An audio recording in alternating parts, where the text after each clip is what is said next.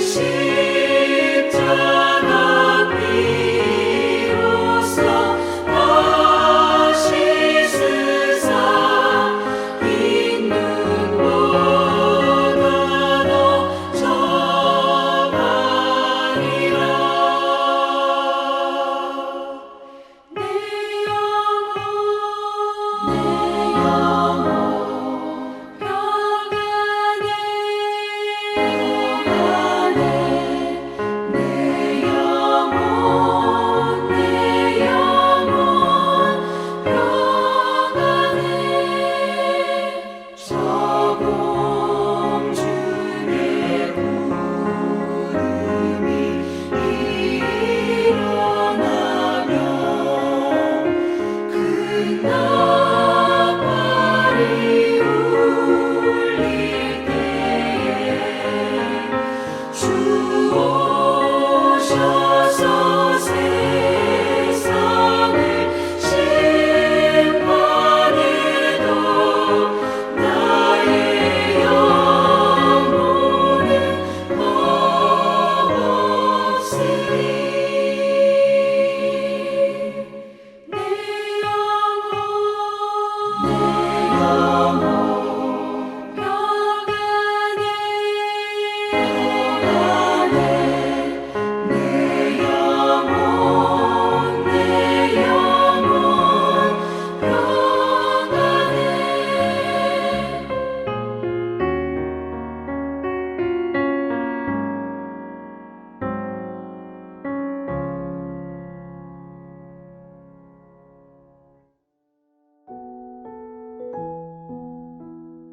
하늘에 계신 우리 아버지, 아버지의 이름을 거룩하게 하시며 아버지의 나라가 오게 하시며 아버지의 뜻이 하늘에서와 같이 땅에서도 이루어지게 하소서.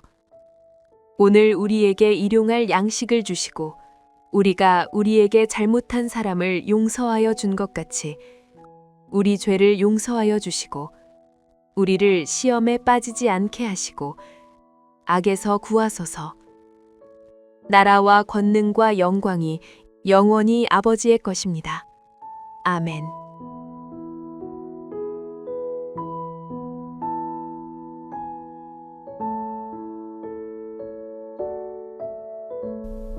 주 여호와께서 이같이 말씀하셨느니라. 에돔이 유다 족속을 쳐서 원수를 갚았고 원수를 갚음으로 심히 범죄하였도다. 그러므로 주 여호와께서 이같이 말씀하셨느니라. 내가 내 손을 에돔 위에 펴서 사람과 짐승을 그 가운데에서 끊어 대만에서부터 황폐하게 하리니 드단까지 칼에 엎드러지리라. 내가 내 백성 이스라엘의 손으로 내 원수를 에돔에게 갚으리니 그들이 내 진노와 분노를 따라 에돔에 행한즉 내가 원수를 갚음인 줄을 에돔이 알리라. 주 여호와의 말씀이니라. 주 여호와께서 이같이 말씀하셨느니라. 블레셋 사람이 옛날부터 미워하여 멸시하는 마음으로 원수를 갚아 진멸하고자 하였도다.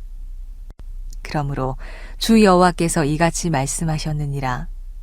내가 블레셋 사람 위에 손을 펴서 그렛 사람을 끊으며 해변에 남은 자를 진멸하되 분노의 책벌로 내 원수를 그들에게 크게 갚으리라. 내가 그들에게 원수를 갚은즉 내가 여호와인 줄을 그들이 알리라 하시니라.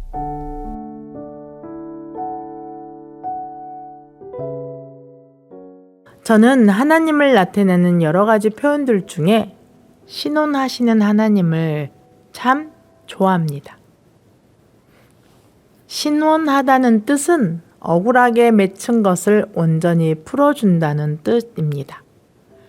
그러나 이는 단순히 내 편을 들어 상대를 응징해주는 차원이 아니라 무너진 공의를 세우고 억울한 자의 권리를 회복하시는 우주적 최고 법정의 재판장으로서의 하나님을 고백하는 아주 묵직한 선언이기도 합니다.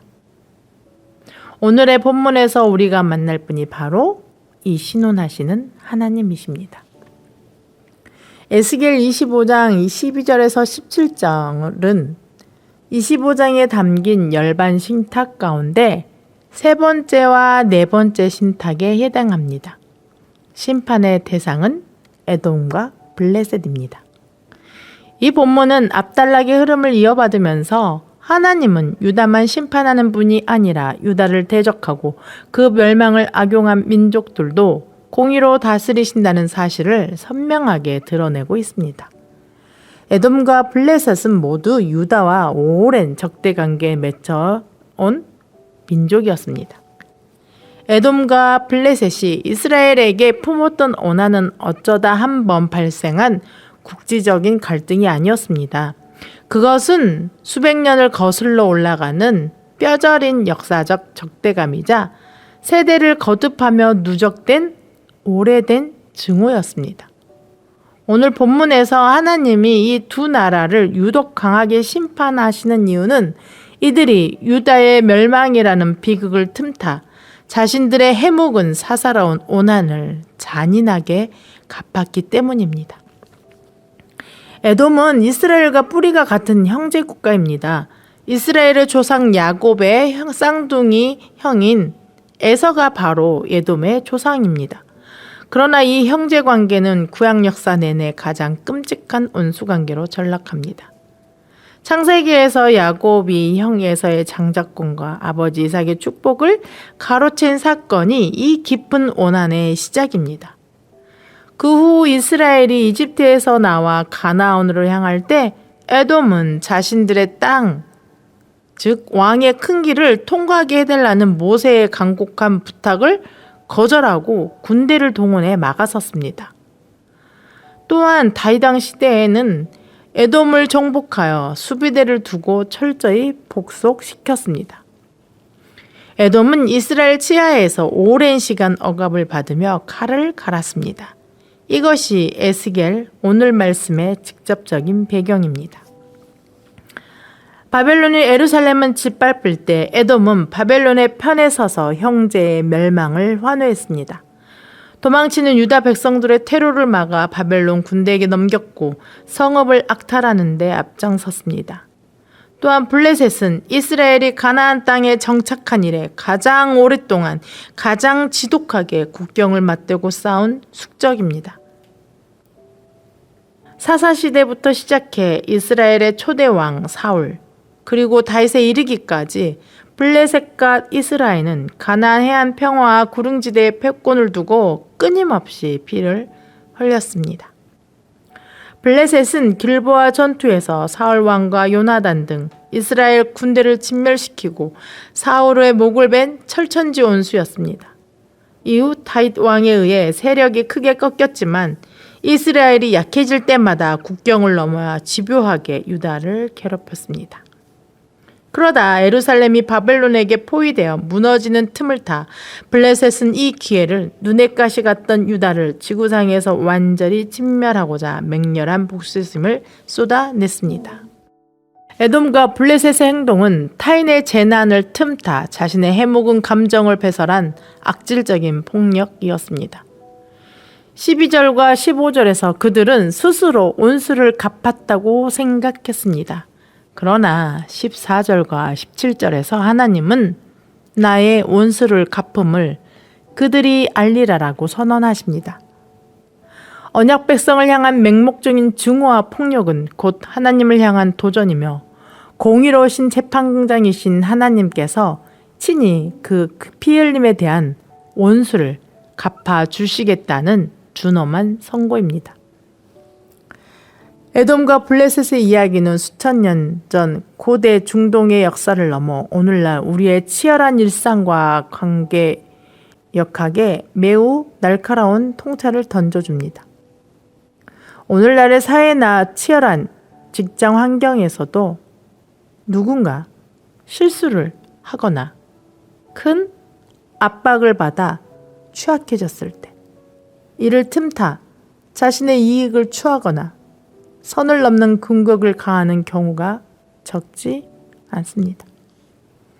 에돔과 블레셋 역시 유다가 국가적 재난을 맞아 방어력이 전혀 없는 순간을 이용해 과거의 오난을 쏟아냈습니다. 타인의 위기를 나의 이익을 얻는 기회로 삼거나 그 불행을 은근히 즐기는 태도는 인간의 얄팍한 본성입니다. 그러나 오늘의 본문은 타인의 연약한 틈을 파고드는 비겁한 폭력이 하나님의 공의 앞에서 얼마나 무거운 범죄로 다루어지는지 명확하게 경고하고 있습니다. 또한 우리 안에서 똑같이 갚아주고 싶은 맹렬한 분노가 일어나도록 하는 사람들이 있습니다. 그러나 하나님은 에돔과 블레셋의 사적인 복수를 정죄하시며 나의 온수 갚음을 그들이 알리라고 선언하십니다. 이는 부당한 대우를 묵인하라는 뜻이 아니라 나를 갉아먹는 분노와 사사로운 복수심으로부터 스스로를 분리시키라는 초청인 것입니다. 단호하게 선을 긋되 감정적인 안갚음은 최종적인 공의에 맡기는 것입니다. 그렇게 할 때 우리는 신원하시는 하나님의 공의를 신뢰하는 하나님의 자녀로서의 정체성을 잃지 않게 됩니다. 놀랍게도 에스겔 25장에서 에돔과 블레셋이 행한 복수와 하나님이 행하시는 심판에는 동일한 히브리어 어근인 낙함이 사용되었습니다. 에스겔은 의도적으로 같은 단어를 충돌시켜 사적이고 파괴적인 인간의 복수와 무너진 질서를 바로잡는 하나님의 공의로운 심판을 극적으로 대조하고 있습니다. 낙함은 현대의 복수가 가지는 부정적이고 감정적인 뉘앙스와는 달리 고대 근동의 법적 및 왕실 용어에 그 뿌리를 두고 있습니다. 낙함의 본래적 의미는 스스로 자신을 방어할 수 없는 자, 즉 고아나 과부나 억압받는 자를 대신하여서 주관자인 왕이나 재판장이 그 사건에 개입해서 무너진 정의를 회복하고 합법적인 형벌을 가하는 보응을 뜻합니다. 즉, 낙함의 본질은 사사로운 감정의 배설이 아니라 스스로를 지킬 수 없는 자들을 대신하여 주권자가 세워주는 정당한 질서의 회복인 것입니다. 그러나 에스겔은 에돔과 블레셋이 행한 낙함이 얼마나 악의적이고 본질에서 벗어난 폭력인지 고발하기 위해 특정한 수식어들을 사용하면서 덧붙이고 있습니다. 12절 말씀입니다. 에돔이 유다 족속을 쳐서 온수를 갚았고 온수를 갚음으로 심히 범죄하였도다.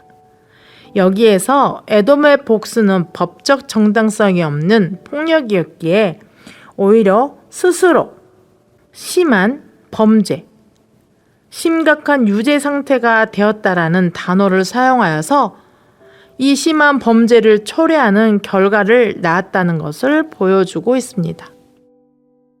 15절 말씀입니다. 블레셋 사람이 옛날부터 미워하여 멸시하는 마음으로 쳐서 온수를 갚고자 하였도다. 여기에서 미워하여 멸시하는 마음으로를 직역하면 영혼 깊은 곳에서 우러나오는 멸시와 악의를 뜻합니다. 블레셋의 복수는 공유하는 무관한 뿌리 깊은 증오심과 맹목적인 적대감의 표출이었습니다. 이렇듯 에돔과 블레셋을 통해 알 수 있는 것은 인간의 복수란 결국 상대를 파괴하려는 악의에서 비롯된 것으로 또 다른 범죄를 낳는 악순환의 고리일 뿐이라는 것입니다. 그러나 이러한 인간의 뒤틀린 복수에 맞서 하나님은 14절과 17절에서 나의 원수 갚음이라는 표현으로 낙함을 하나님의 주권적 행위로 다시 가져오십니다. 에돔과 블레셋의 복수의 동기는 영혼 깊은 곳의 멸시와 악의이며 파괴적이며 통제되지 않는 감정으로 상대방의 완전한 진멸을 목적으로 합니다.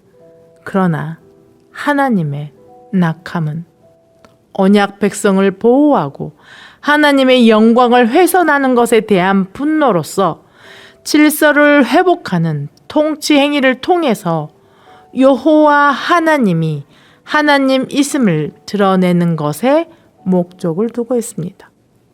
그렇습니다. 하나님이 심판을 행하시는 목적은 단순히 이방 민족을 질밟는 데 있는 것이 아닙니다. 도리어 무너진 질서를 바로잡고 언약 백성을 괴롭힌 자들을 심판하심으로써 당신이 하나님이 온 우주의 참된 통치자요 재판장이심을 열방이 깨닫게 하는 것이 바로 하나님의 궁극적인 목적인 것입니다. 사랑하는 성도 여러분, 저와 여러분은 온 우주의 참된 통치자요 공의로 재판하시는 하나님을 신뢰해야 합니다. 우리가 스스로 온수 갚으려 하면 죄의 자리에 서게 됩니다. 그러나 온 우주의 참된 통치자요 공의로 재판하시는 하나님을 신뢰하며로 맡겨드린다면 우리는 하나님의 공의로운 통치를 경험하게 될 것입니다. 우리에게 닥친 불의 앞에서 스스로 해결하고 싶은 마음이 들 때가 있습니다. 그러나 보복은 우리의 몫이 아닙니다. 오늘 본문은 하나님이 죄악을 심판하시고 당신의 백성을 위해 공의를 행하시는 분이라는 진리를 가르쳐주고 있습니다. 에돔과 블레셋의 심판은 단지 과거의 역사가 아니라 하나님이 여전히 우리의 상처를 기억하시고 공의로 갚으신다는 증거입니다. 그러니 신원하시는 하나님, 우리를 위해 반드시 행하실 그 하나님의 공의로운 심판을 신뢰하며 그분의 손에 모든 것을 맡김으로 마음의 평안을 누리는 저와 여러분 모두가 되기를 간절히 기도합니다.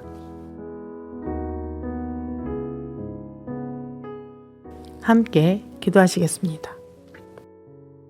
우리의 모든 것을 다 알고 계시는 하나님 아버지, 우리의 마음 깊은 속에 상처와 아픔을 바라보시는 하나님 아버지 앞에 나왔습니다. 그 누구에게도 말할 수 없기에, 그 누구도 알아주지 않기에 우리 안의 모든 아픔과 상처를 스스로 감당하지 않고 모든 것을 다 하시고 공의와 정의로 우리를 이끌어 가실 그 하나님 아버지 앞에 나왔습니다. 그러니 아버지, 우리 삶 안에 하나님의 공의로 깨어진 모든 것들의 질서를 세워 주시옵소서. 스스로 자신을 방어할 수 없는 자를 대신하여 주권자인 왕이나 재판장이 개입해 무너진 정의를 회복하고 보응하실 그 하나님을 신뢰함으로 나왔사오니 주님, 우리 모두의 마음을 위로하여 주시옵소서. 온전히 하나님의 공의와 정의로 모든 것이 제자리로 돌아갈 그 날을 기대하는 믿음을 가지고 우리에게 주어진 매일매일의 삶을 살아갈 수 있는 힘을 주시옵소서. 그리고 오직 주님만이 주실 수 있는 평안을 간직하며 살아가게 하옵소서. 우리에게 세상이 줄 수 없는 평안을 주신다고 약속하신 예수님의 이름으로 기도드립니다. 아멘. 오늘 말씀에 따른 더 깊은 묵상과 기도로 나아가시기 바랍니다.